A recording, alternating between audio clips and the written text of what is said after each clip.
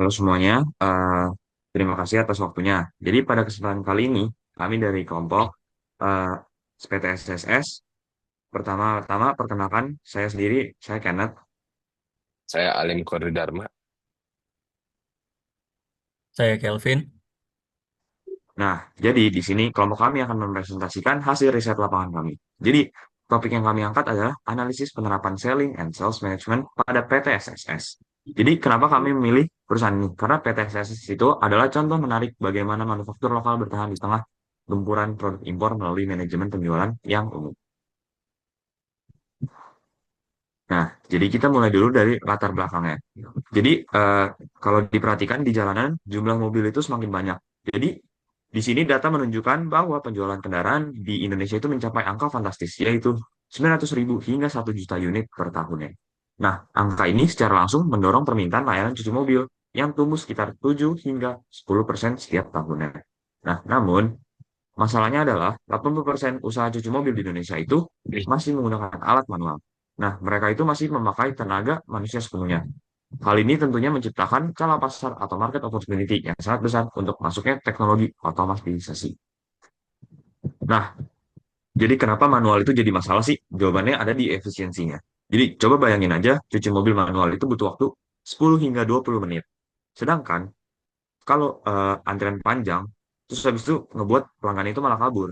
Jadi bandingin kalau solusi yang ditawarin sama PTSS itu eh, ada mesin cuci otomatis, mereka mampu menyelesaikan proses pencucian hanya dalam waktu 3 hingga 5 menit saja. Jadi, gap efisiensi ini yang ngebuat value proposition utama yang dijual oleh PT Tim Sales dari PT SSS kepada para pengusaha karbos.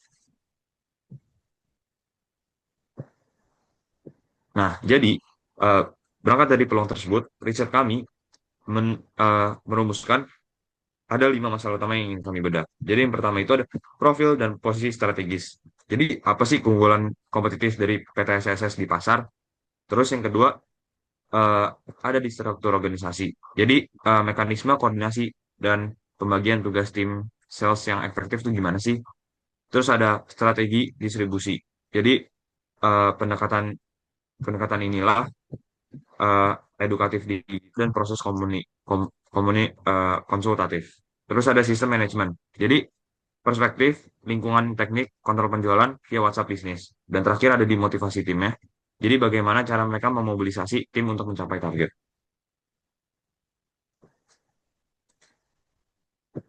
Nah, jadi tentunya tujuan kami eh, melakukan penelitian ini bukan hanya sekedar mendeskripsikan, tapi untuk memberikan analisis komprehensif dan evaluasi praktik. Jadi di sini kami ingin melihat apakah strategi penjualan yang mereka terapkan, mulai dari struktur organisasi, teknik penjualan, hingga sistem motivasi, itu sudah efektif atau belum. Dan di akhir nanti, kami akan memberikan rekomendasi strategis untuk pengembangan bisnis mereka ke depannya.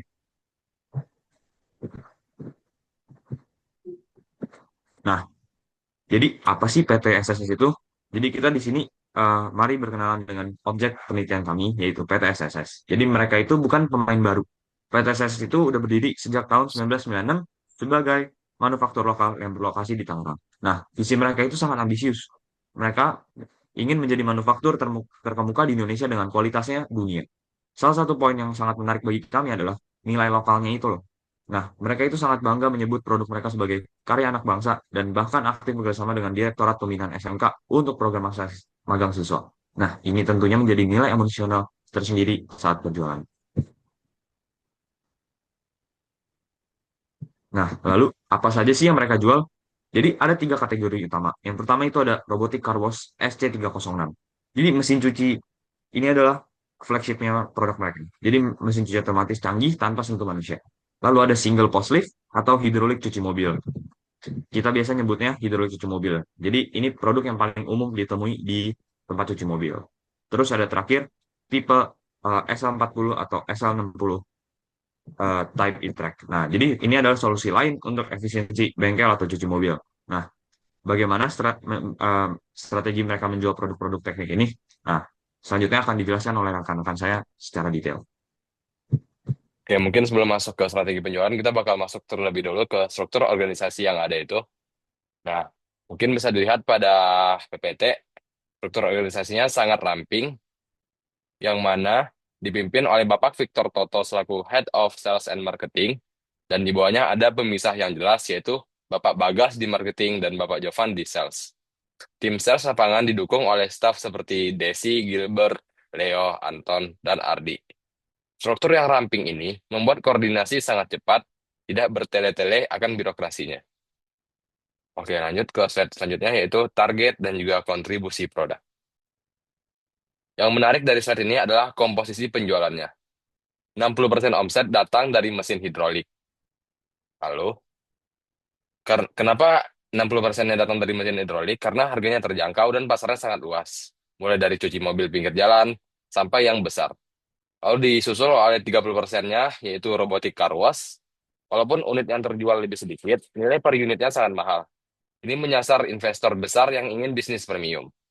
Dan yang terakhir yaitu 10% dari aksesoris dan pendukung, seperti sampo mobil, spare part, yang kelihatannya kecil, tapi ini merupakan nafas perusahaan untuk repeat order bulanan. Lanjut ke slide selanjutnya, kita akan membahas terkait sales perspective analysis.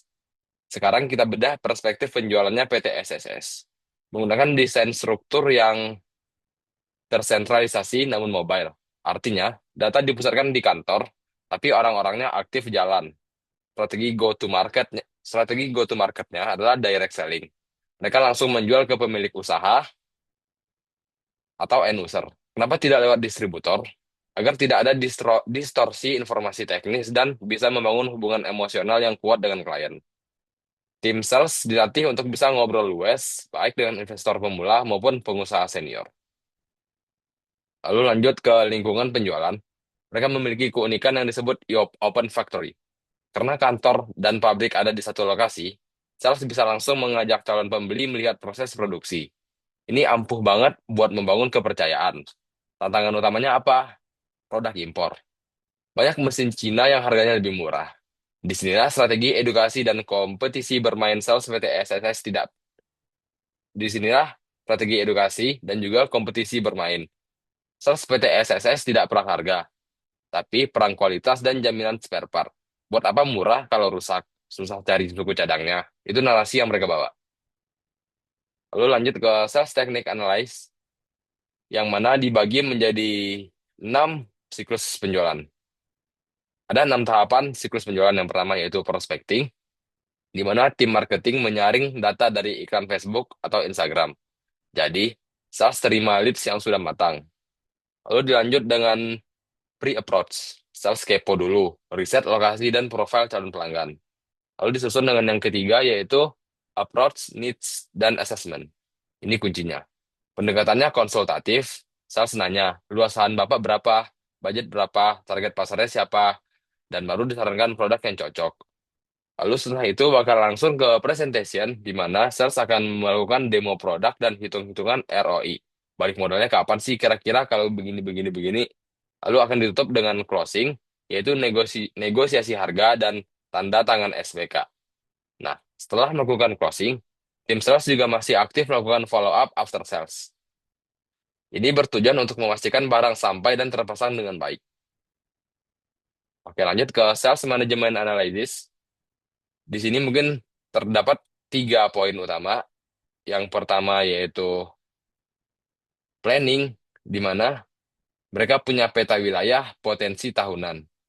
Lalu juga ada execution, mereka fokus pada kecepatan respon di era digital.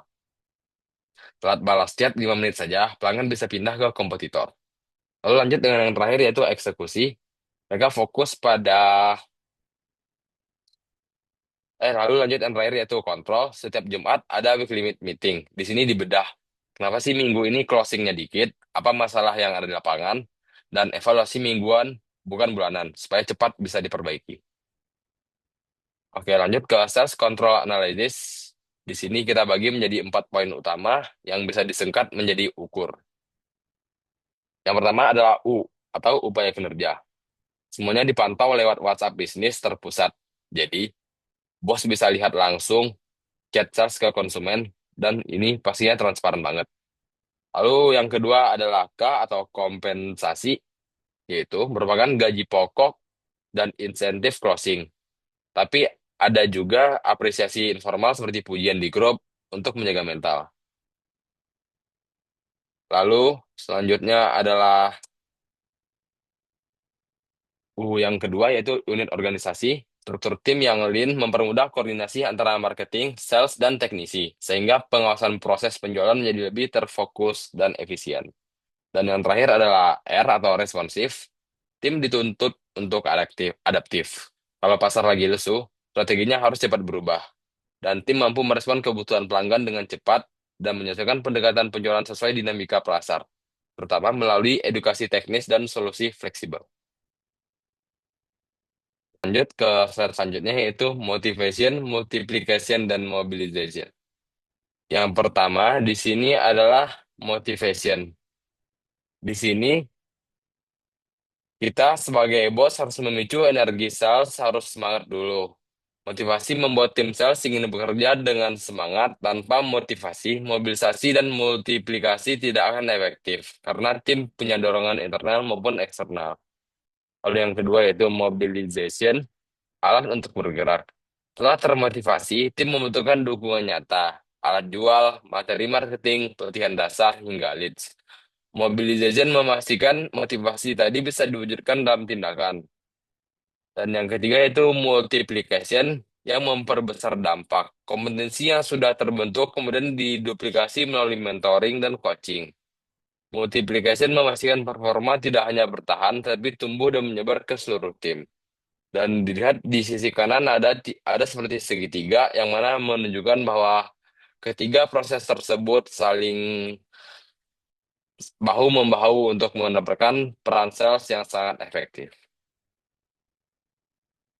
Oke, selanjutnya adalah metodologi penelitian yang akan dilanjutkan oleh teman saya Kelvin. Kepada Kelvin dipersilakan. Oke, terima kasih Alim. Jadi saya di sini akan menjelaskan metodologi penelitian. Jadi pengumpulan datanya itu kita lakukan wawancara melalui Google Meet secara online. Jadi pendekatan penelitian kita itu kualitatif dan partisipannya itu ada kita bertiga dan juga Bapak Aurelio Jovan sebagai sales manager, Bagaskara Purnomo sebagai marketing manager dari PT SSS. Jadi data yang kami paparkan tadi bukan cuma asumsi tapi hasil dari wawancara kita.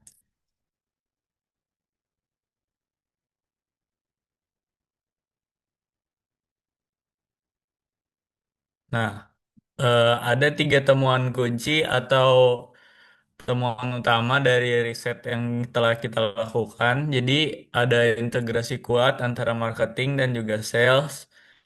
Jadi marketing itu tugasnya mendatangkan list digital, sedangkan sales tugasnya untuk mengeksekusi atau closing. Jadi kerjasama ini eh, sangat efektif dalam mencari pelanggan dan juga untuk closing pelanggan. Terus ada keunggulan produk sebagai alat jual, status manufaktur lokal itu ternyata sangat ampuh untuk meyakinkan investor yang takut beli barang impor karena takut spare partnya langka. Terus yang terakhir ada pendekatan konsultatif. Jadi konsultatif ini terbukti bahwa dalam jual alat berat atau mahal, cara nodong atau cara hard selling itu tidak laku.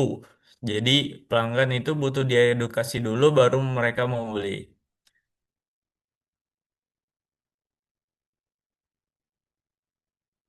Nah, selanjutnya itu ada budaya sales. Jadi budaya sales di sini ada empat. Yang pertama itu solidaritas, budaya kerja yang sangat menekankan kebersamaan. Jadi saat penjualan sedang sulit, anggota tim saling membantu mencari solusi, berbagi strategi follow up, dan memberi dukungan. Hal ini menciptakan rasa aman dan juga menjaga motivasi seluruh tim. Selanjutnya, transparansi. Seluruh komunikasi pelanggan itu dilakukan melalui WhatsApp bisnis terpusat. Sistem ini membuat proses penjualan lebih jelas, konsisten, dan juga mudah dipantau. Transparansi ini membantu mencegah miskomunikasi sekaligus juga memperkuat akuntabilitas tiap anggota tim. Terus selanjutnya ada persistensi. Proses penjualan mesin car wash ini kan membutuhkan waktu yang panjang. Jadi salesnya itu menerapkan follow up yang konsisten dan juga terstruktur. Jadi kegigihan itu tadi menjadi kunci keberhasilan dalam menjaga prospek tetap aktif hingga tahap akhir yaitu closing. Selanjutnya ada konsultif. Sales tidak hanya menjual produk, tetapi juga memberi edukasi teknis kepada pelanggan. Mereka membantu menilai kebutuhan lapangan, menjelaskan spesifikasi produk, dan juga memberikan rekomendasi yang terbaik. Pendekatan ini meningkatkan kepercayaan dan juga kualitas hubungan jangka panjang dengan pelanggan.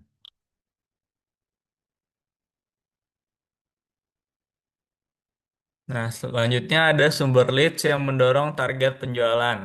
Sumber leads yang mendorong target penjualan itu pertama ada dari kanal digital, itu menjadi sumber utama calon pelanggan dari PT SSS. Terus website perusahaan itu fungsinya sebagai pusat informasi, jadi jika pelanggan itu ingin mencari suatu informasi, mereka bisa mengakses website PT SSS ini. Kemudian interaksi awal dari kanal digital tadi menghasilkan calon pelanggan yang lebih teredukasi. Jadi mereka sudah memiliki gambaran apa itu produk dari di PTSS yang tawarkan. Jadi salesnya tidak harus mendemo produknya dengan terlalu rinci atau lama. Terus pelanggan lama itu tadi menjadi sumber leads berharga melalui rekomendasi dan juga testimoni. Terus komunikasi kanal digital, website, dan juga referral menciptakan alur list yang stabil dan juga berkelanjutan.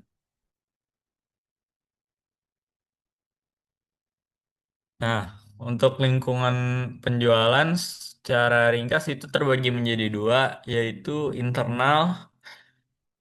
Jadi internalnya itu budaya kekeluargaan, jadi mereka memiliki budaya yang sangat merangkul dan juga komunikasinya cair dan koordinasinya yang mudah. Terus eksternalnya itu persaingan ketat dengan mesin impor yang sering bermain harga dan keunggulannya itu dari PT SSS itu after sales lokal, kemudahan suku cadang, edukasi teknis menyeluruh. Nah, berdasarkan analisis-analisis tersebut, kita memberikan rekomendasi kepada PT SSS biar bisa lebih berkembang ini. Jadi ada 6 rekomendasi dari kita. Yang pertama itu SOP yang formal. Jadi panduan baku dari prospek hingga closing, mereka harus memiliki SOP yang lebih formal. Terus training yang lebih rutin. Jadi mereka memiliki suatu training untuk mengasah skill negosiasi dan juga pengetahuan mereka mengenai produk itu. Kemudian adopsi CRM. Jadi mereka harus memiliki tracking history dan status prospek yang lebih terukur. Kemudian sistem KPI untuk mengukur performa via response time dan juga kepuasan, konten edukasi. Mereka memiliki video demo untuk mengurangi waktu konsultasi. Kemudian after sales. Secara after sales mereka harus mengukur performa via response time dan juga kepuasan.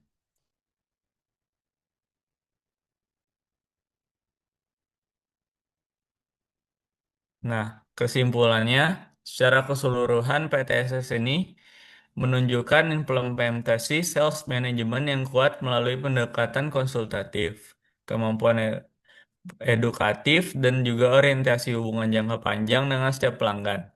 Praktik ini membantu perusahaan membangun diferensiasi yang jelas dibanding kompetitor impor dan memperkuat persepsi kualitas produk lokal. Walaupun aspek seperti kontrol kinerja, standarisasi SOP, dan pelatihan formal masih dapat diperbaiki, kerangka dasar manajemen penjualan sudah berjalan efektif dan responsif terhadap dinamika pasar. Hal ini menjadi modal penting bagi perusahaan untuk meningkatkan profesionalisasi sistem penjualan di masa yang mendatang.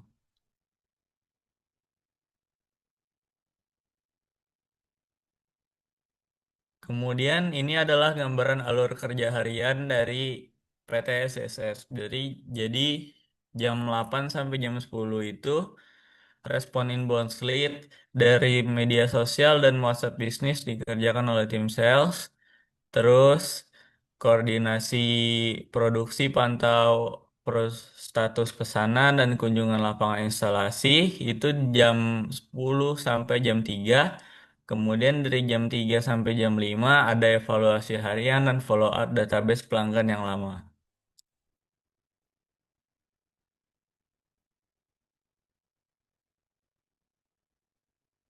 Nah, kemudian di sini kita lampirkan worksheet-worksheet yang sudah diisi oleh berdasarkan PTSS tadi.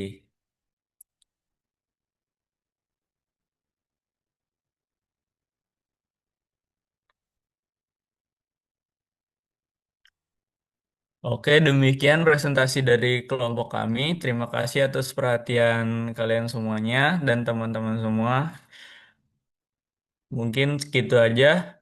Jika ada kekurangan atau kelebihan, mohon maaf. Sekian presentasi dari kami. Terima kasih.